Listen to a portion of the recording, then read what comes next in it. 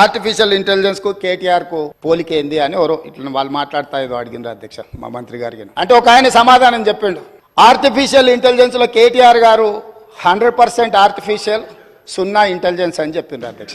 Artificial intelligence అన్నారు. సరే, ఎవరి ఇంటెలిజెన్స్ ఏంటో ప్రజలు తెలుస్తారు, మాకేం బాధ లేదు. మేము కొంత చదువుకుని వచ్చినాం అధ్యక్ష. మా నాన్నగారు చదివిచ్చారు. నేను మా 2 మాస్టర్ డిగ్రీలు చేసిన.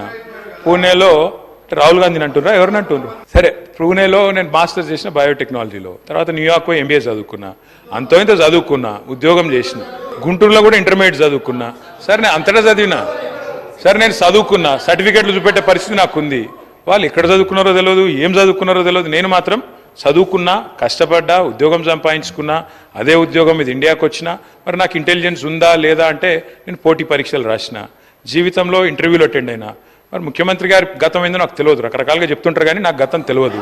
నేను అనేది ఒకటే అధ్యక్ష, ఎవరి ఇంటెలిజెన్స్ ఏందో వారు ఇప్పుడు ఏం మాట్లాడినరో నేనేం మాట్లాడినరో మీరు కూడా విన్నారు అధ్యక్ష.